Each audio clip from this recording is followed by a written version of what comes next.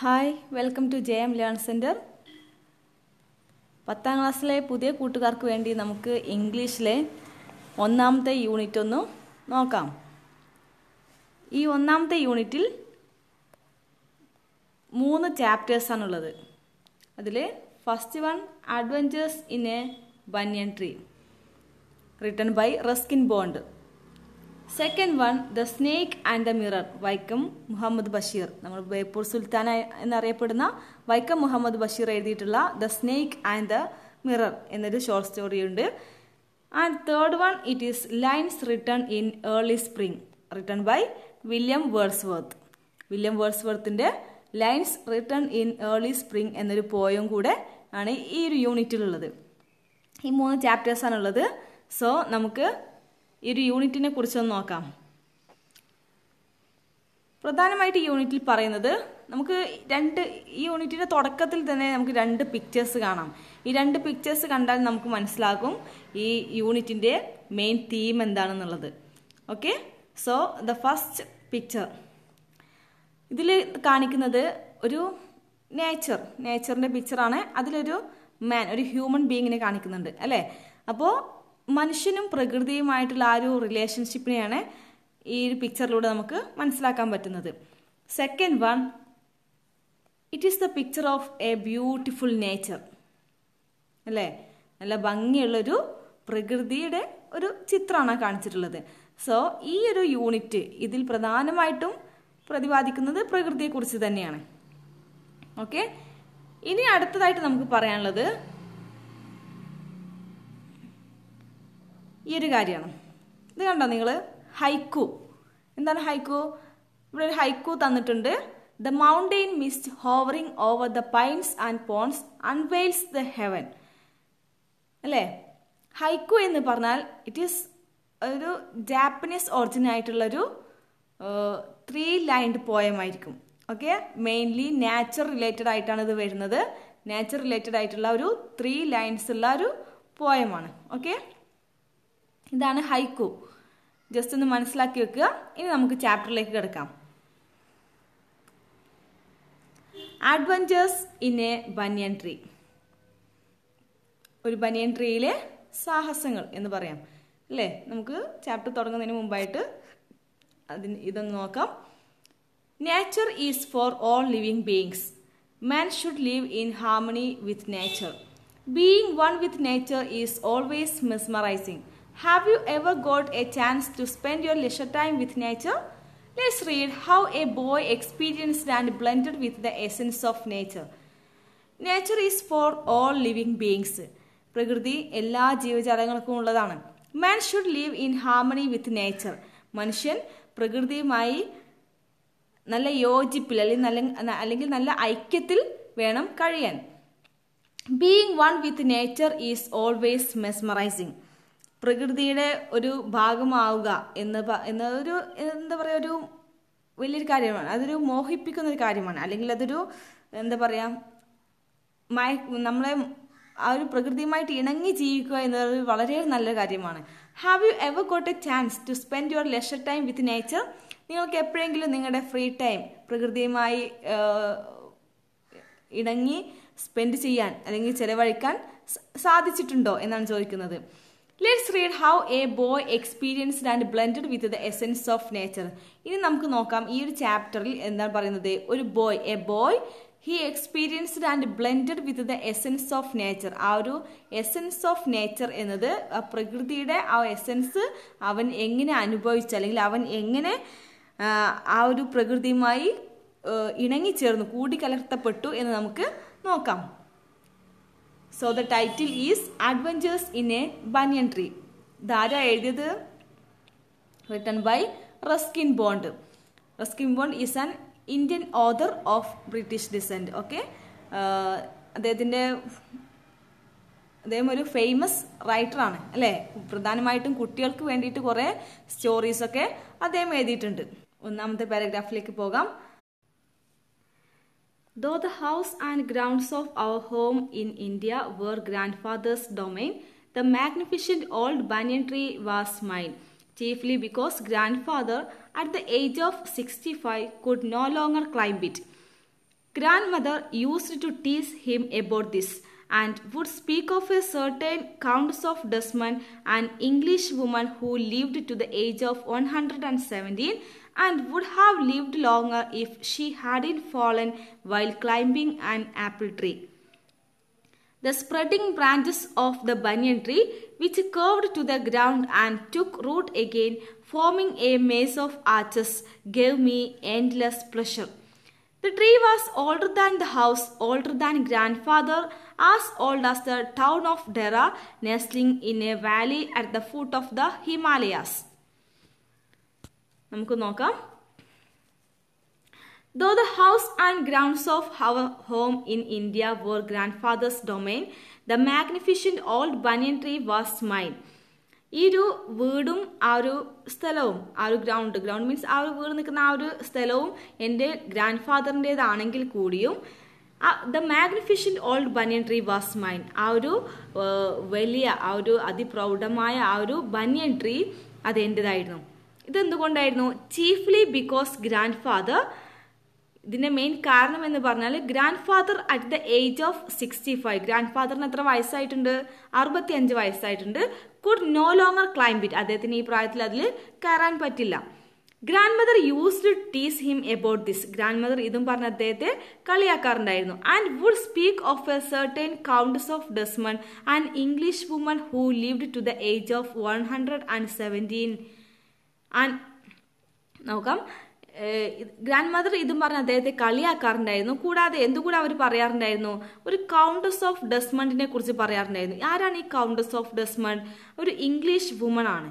അവർ 117 വർഷം വരെ ജീവിച്ചിരുന്നു എന്നാണ് പറയുന്നത്.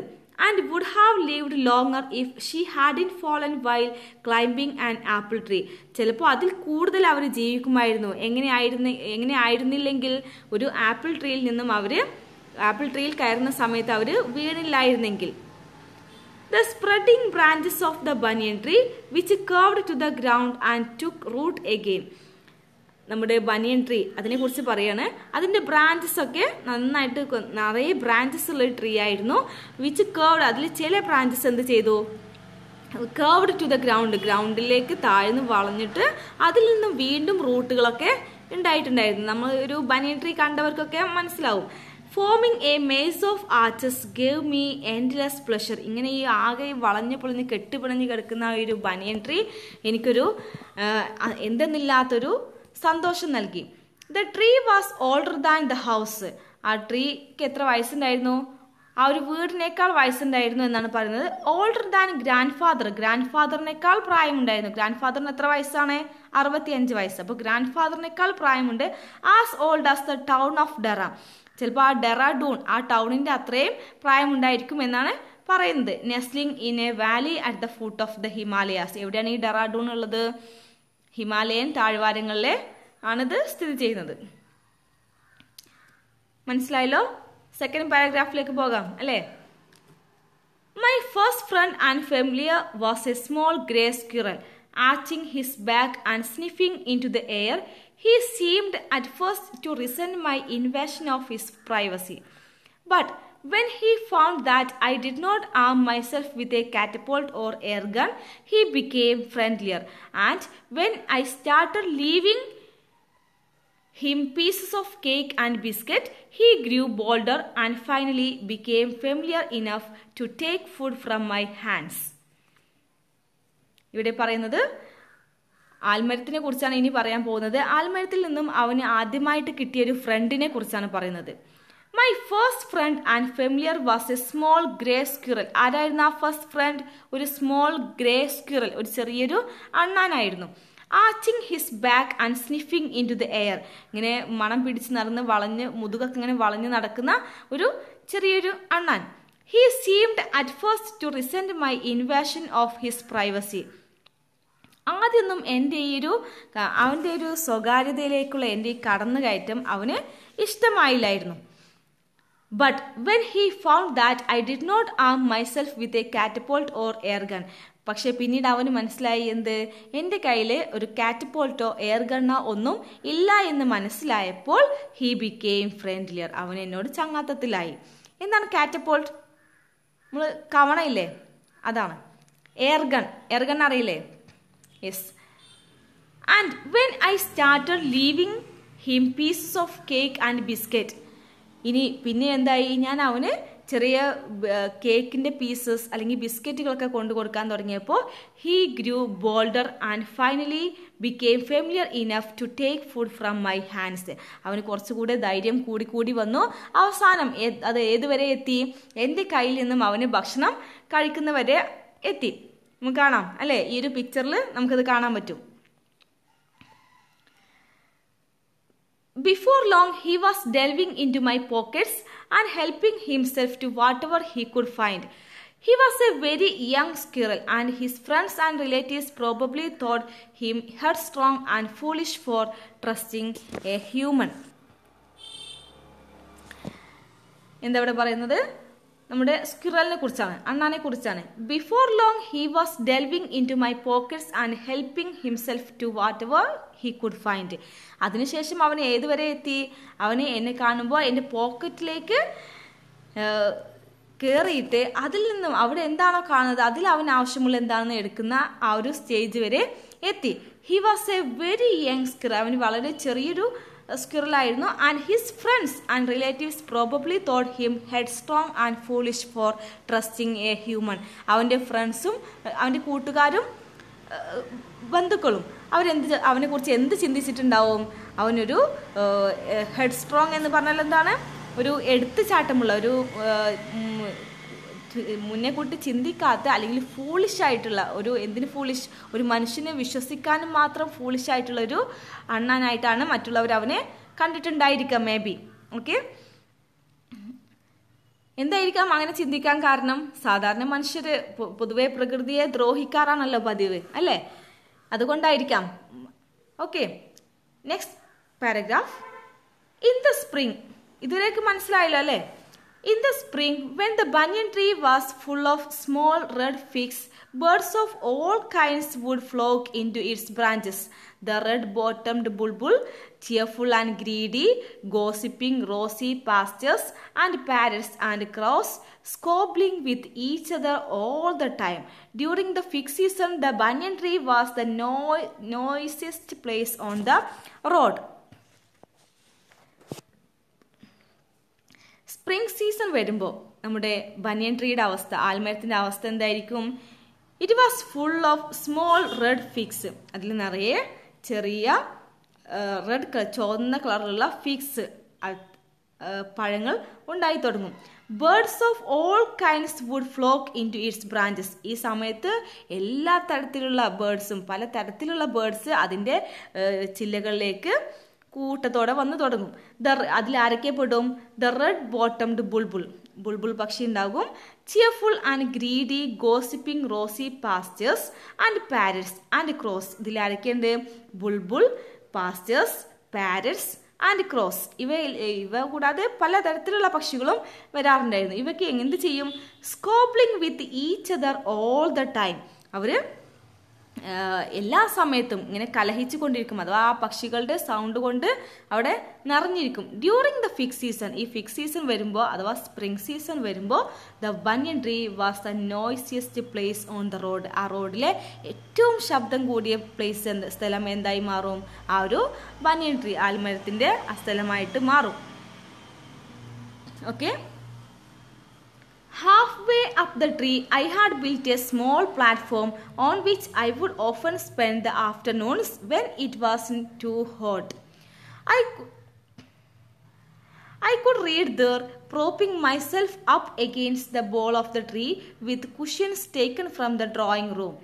Treasure Island, Huckleberry Finn, The Mowgli Stories, and the novels of Edgar Rice Burroughs and Louisa May Alcott made up my bag of very mixed reading.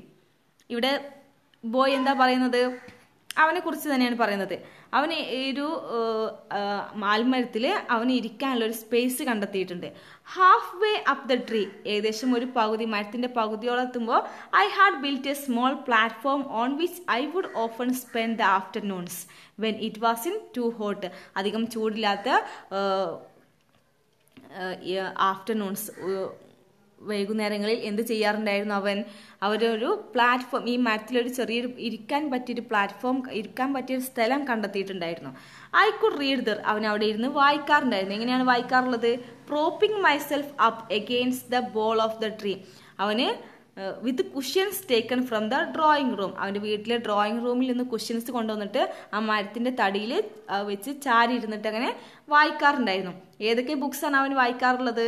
Treasure Island, Huckleberry Finn, the Mowgli stories and the novels of Edgar Rice Burroughs and Louisa May Alcott. ഇവരുടെയൊക്കെ ബുക്സും ഈ പറഞ്ഞ Treasure Island, Huckleberry Finn, the Mowgli stories എന്ന് പറഞ്ഞ ബുക്സൊക്കെ അവൻ അവിടെ ഇരുന്ന് വായിക്കാറുണ്ടായിരുന്നു.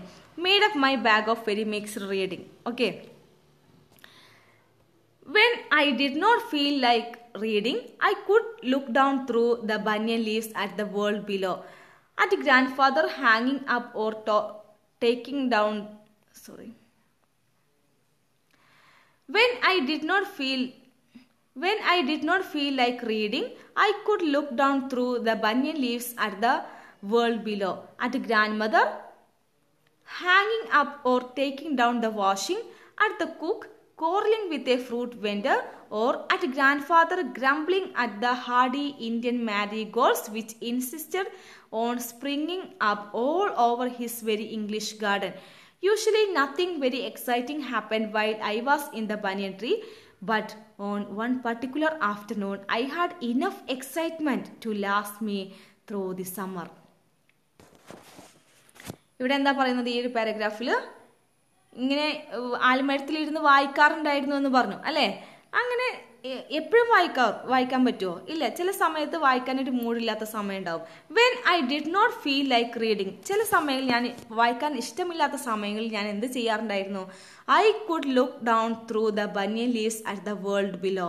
ഞാൻ ആ മുകളിലിരുന്ന് താഴെ ആ ബനിയൻ ലീവ്സിൻ്റെ ഇടയിലൂടെ താഴെയുള്ള ആ ഒരു വേൾഡ്, ആ ഒരു ലോകത്തെ അങ്ങനെ നോക്കിക്കാണും അല്ലേ? അപ്പോൾ എന്തൊക്കെ കാണാറുണ്ടായിരുന്നു? എന്തൊക്കെ കാഴ്ചകളാണ് അപ്പോൾ സാധാരണ കാണാറുള്ള എന്തൊക്കെ കാഴ്ചകളാണ്? അറ്റ് ഗ്രാൻഡ് മദർ ഹാങ്ങിങ് up or taking down the washing. Grand mother എന്ത് ചെയ്യാറുണ്ടായിരുന്നു? വാഷ് ചെയ്ത ക്ലോത്ത്സൊക്കെ തൂക്കിയിടുക അല്ലെങ്കിൽ അത് എടുത്തു കൊണ്ടുപോവുകയൊക്കെ ചെയ്യാറുണ്ടായിരുന്നു.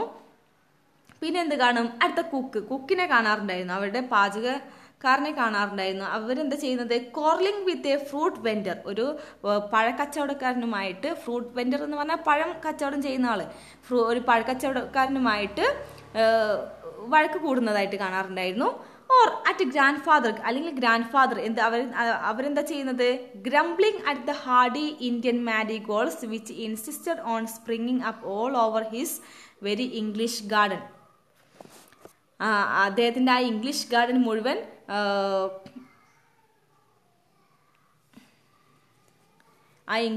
അദ്ദേഹത്തിൻ്റെ ആ ഇംഗ്ലീഷ് ഗാർഡനിലുള്ള പൂക്കാൻ മടിയായിട്ടുള്ള marigold it's a flower. Okay, നമ്മുടെ ജമന്തി പോലത്തെ ഒരു ഫ്ലവർ. ആ അതിനെ കുറിച്ച് ഇങ്ങനെ പിറുപിറുക്കാറുണ്ടായിരുന്നു. ഇത്രയൊക്കെയാണ് കാണാറുണ്ടായിരുന്നത് സാധാരണ. Usually nothing very exciting happened while I was in the banyan tree. ഞാൻ ഈ ബനിയൻ ട്രീയിൽ ഇരിക്കുന്ന സമയത്ത് സാധാരണ അങ്ങനെ സ്പെഷ്യലായിട്ടൊന്നും എക്സൈറ്റിംഗ് ആയിട്ടൊന്നും സംഭവിക്കാറില്ല. But on one particular afternoon, പക്ഷേ ഒരു പ്രത്യേക ഒരു ആഫ്റ്റർനൂൺ അഥവാ ഒരു ദിവസം, ഒരു വൈകുന്നേരം എന്ത് സംഭവിച്ചു? I had enough excitement to last me through the summer. ആ ഒരു വേനൽക്കാലം മുഴുവൻ എന്നെ എക്സൈറ്റ്മെന്റിലാക്കാൻ പറ്റിയ ഒരു കാഴ്ച ഞാൻ കണ്ടു. എന്തായിരുന്നു ആ കാഴ്ച? നമുക്ക് നോക്കാം. That was the time I saw a mongoose and a cobra fight to death in the garden while I sat directly above them in the banyan tree. എന്തായിരുന്നു ആ കാഴ്ച കണ്ടത്? അതെന്തായിരുന്നു? That was the time I saw a mongoose and a cobra fight to death in the garden. ആ ഗാർഡനിൽ വെച്ചിട്ട് ഒരു mongoose, ഒരു കീരിയും cobra, ഒരു പാമ്പും ഫൈറ്റ്, വഴക്കടിക്കുന്നതാണ് ഞാൻ കണ്ടത്. വഴക്കടിച്ച് മരണം വരെ വഴക്കടിക്കുന്നതാണ് ഞാൻ കണ്ടത്. While I sat directly above them in the banyan tree. എനിക്കാണെങ്കിലോ അതിൻ്റെ മുഴുവൻ കാഴ്ചയും എനിക്ക് കിട്ടുകയും ചെയ്തു. എങ്ങനെ? ഞാൻ അവരുടെ തൊട്ടു മുകളിൽ ബനിയൻ ട്രീയിൽ ഇരിക്കുകയായിരുന്നു. ഇന്ന് ഈ സെക്ഷൻ ഇത്രയും വരെ മതി. ഓക്കെ, നമുക്ക് ഈ ഒരു ചാപ്റ്ററിനെ രണ്ടായിട്ട് ഡിവൈഡ് ചെയ്യാം. ഈ ഒരു കാഴ്ച കാണുന്നത് വരെ. പിന്നീട് ഈ ബോയ് പറയുന്നത് മുഴുവൻ ഈ കാഴ്ചകളെ കുറിച്ചാണ്. ഓക്കെ, അത് നമുക്ക് അടുത്ത ക്ലാസ്സിൽ ഡിസ്കസ് ചെയ്യാം. ഇനി ഇതിലെ ക്വസ്റ്റ്യൻസ് നോക്കാം.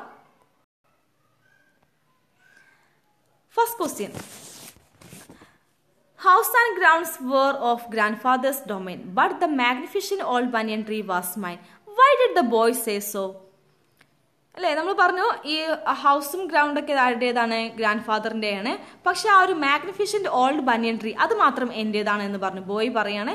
Y did the boy say so? Boy അങ്ങനെ പറയാനുള്ള കാരണം എന്തായിരിക്കും? നമുക്ക് എല്ലാവർക്കും അറിയാം. The boy said so because grandfather at the age of 65 could no longer climb it. Climb it means climb the banyan tree. അല്ലേ, ഈ ഒരു സമയത്ത്, ഈ ഒരു 65 വയസ്സായ ഒരു സമയത്ത് ഗ്രാൻഡ് ഫാദറിന് എന്ത് ചെയ്യാൻ പറ്റില്ല? ആ ഒരു ബനിയൻ ട്രീ കയറാൻ പറ്റില്ല. അതുകൊണ്ട് തന്നെയാണ് ഇത് ബോയ് അവൻ്റേതാണ് എന്ന് പറയാൻ കാരണം. Second question, how did the squirrel became a friend of the boy? എങ്ങനെയാണ് ആ അണ്ണാൻ നമ്മുടെ കുട്ടിയുടെ ഒരു ഫ്രണ്ടായി മാറിയത്? അതെങ്ങനെയായിരുന്നു? യെസ്, ഈ ഒരു ഭാഗത്തുനിന്ന് അല്ലേ, when I started leaving him pieces of cake and biscuit, he grew bolder and finally became friendlier enough to take food from my hands. When the boy started leaving the squirrel pieces of cake and biscuits, he grew bolder and finally became familiar enough to take food from my hands. അല്ലേ, ഇവന് ഈ boy ഈ അണ്ണാന് ഭക്ഷണമൊക്കെ ചെറിയ cake pieces ബിസ്ക്കറ്റുകളൊക്കെ കൊടുക്കാൻ തുടങ്ങിയപ്പോൾ എന്തായി? അവന് കുറച്ചും കൂടെ ധൈര്യം കൂടി പിന്നീട് ഈ ഒരു ബോയിന്റെ ഫ്രണ്ടായി മാറുകയാണ് ചെയ്തത്. മനസ്സിലായല്ലോ? Third question, what did the friends of the squirrel think about his friendship with a human? ഇതിൽ 2 ക്വസ്റ്റ്യൻ ആണുള്ളത്. ഫസ്റ്റ് ക്വസ്റ്റ്യൻ നോക്കാം. നമ്മുടെ അണ്ണാന്റെ ഫ്രണ്ട്സും റിലേറ്റീവ്സും അല്ലെ, ഫ്രണ്ട്സും അവന്റെ ബന്ധുക്കളും ഈ ഒരു മനുഷ്യനുമായിട്ടുള്ള ഈ ഫ്രണ്ട്ഷിപ്പിനെ ഫ്രണ്ട്ഷിപ്പിനെ കുറിച്ച് എന്താണ് കരുതിയത്? അതും നമുക്ക് അടുത്ത പാരഗ്രാഫിൽ കാണാൻ പറ്റും. അവസാനമുണ്ട്, and his friends and relatives probably thought him headstrong and foolish for trusting a human. അവൻ, that is this squirrel is a headstrong and foolish for trusting a human എന്നാണ് കരുതിയിട്ടുണ്ടാവുക. Second question is what might have made them think so? അവരെ അങ്ങനെ ചിന്തിക്കാൻ പ്രേരിപ്പിച്ചത് എന്തായിരിക്കാം? അത് നമ്മൾ ആ ചാപ്റ്ററിൽ പറഞ്ഞിട്ടുണ്ടായിരുന്നു. Usually human beings are interested in harming animals. അല്ലേ, സാധാരണ മനുഷ്യർ മൃഗങ്ങളെ ദ്രോഹിക്കാറാണ് പതിവുള്ളത്. അവരങ്ങനെയാണ് കണ്ടിട്ടുണ്ടായിരിക്കുക. അപ്പോൾ ആ ഒരു ഇത് വെച്ചിട്ടായിരിക്കാം അവരങ്ങനെ കരുതിയിട്ടുണ്ടായിരിക്കുക. അല്ലേ? Fourth question is, how was the banyan tree the noisiest place during the fig season? എങ്ങനെയാണ് ബനിയൻ ട്രീ ആ ഫിഗ് സീസണിൽ ദ നോയ്സിയസ്റ്റ് പ്ലേസ് ആയി മാറിയത്? അതിന് കാരണം ഈ ഒരു പാരഗ്രാഫ് മുഴുവൻ അല്ലെ അത് ഇതിലുണ്ട്. In the spring when the banyan tree was full of small red figs, birds of all kinds would flock into its branches. The red bottomed bulbul, cheerful and greedy, gossiping rosy pastures, and parrots and crows squabbling with each other all the time. During the fig season, the banyan tree was the noisiest place on the road. അതിന് കാരണം ഈ ഒരു പാരഗ്രാഫിലാണ്. Okay. Fifth question is, how did the boy make the spring season exciting for himself? ഈ ഒരു fig season അഥവാ spring season ഈ boy എങ്ങനെയാണ് അവനൊരു താല്പര്യമുള്ളതാക്കിയത്, ഇൻട്രസ്റ്റിംഗ് ആക്കിയത്? എങ്ങനെയാണ്? യെസ്, ഇതിന് നേരെയുള്ള ഈ പാരഗ്രാഫ് തന്നെയാണ് അതിന്റെ answer. Half way up the tree I had built a small platform on which I would often spend the afternoons when it was in too hot. അല്ലെ, നമ്മൾ പറഞ്ഞു ഈ ബോയ് അവിടെ ചെറിയൊരു ഇരിക്കാനുള്ള സ്പേസ് ഉണ്ടാക്കിയിട്ട് അവിടെ അവൻ കുറെ ബുക്സ്, അവന് ഇൻട്രസ്റ്റിംഗ് ആയിട്ടുള്ള ബുക്സ് ഒക്കെ കൊണ്ടുപോയി വായിക്കാറുണ്ടായിരുന്നു എന്ന് പറഞ്ഞു. അല്ലെ, ഇങ്ങനെയായിരുന്നു. സോ നമുക്കിവിടെ സ്റ്റോപ്പ് ചെയ്യാം. Wait for the second class. Thank U.